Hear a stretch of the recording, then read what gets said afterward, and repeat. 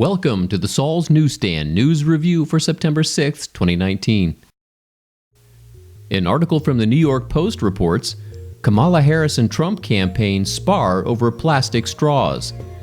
Senator Kamala Harris came out in favor of banning plastic straws Wednesday, a position the Trump campaign promptly pounced on. "We do need to ban the plastic," the California Democrat said when asked at CNN's Climate Town Hall. President Trump's campaign manager Brad Parscale responded on Twitter by peddling Trump straws, billed as a solution to liberal paper straws that don't work. Even Harris acknowledged the flimsy paper straw replacements are difficult to drink from and can crumble and bend if you don't gulp up your drink quickly enough. But she remained optimistic America can find a better replacement for plastic straws for the sake of the environment. Harris said she supports a ban on fracking and would get rid of the filibuster if Senate Republicans stand in the way of passing the Green New Deal, reducing the 60-vote threshold to a simple majority. Harris even backed changing the government dietary guidelines, once known as the food pyramid, to reduce red meat consumption. An article from Fox News states, Biden claims details are irrelevant after getting caught telling inaccurate war story.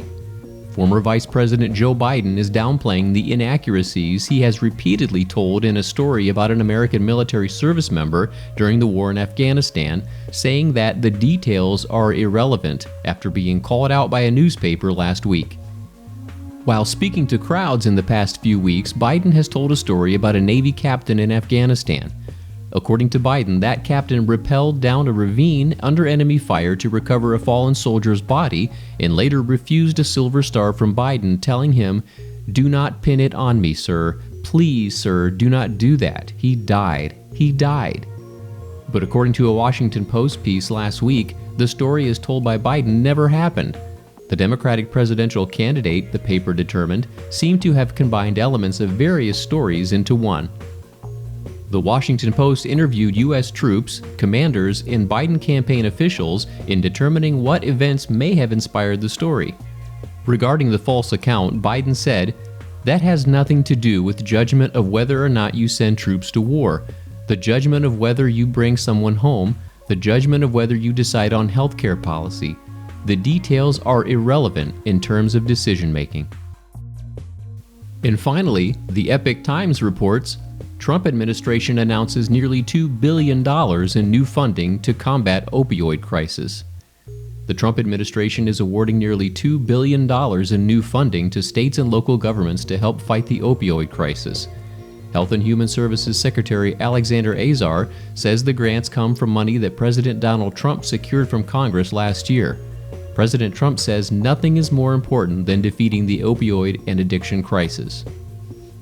The Substance Abuse Mental Health Services Administration is awarding $932 million to every state and some U.S. territories to help provide treatment and recovery services that meet local needs.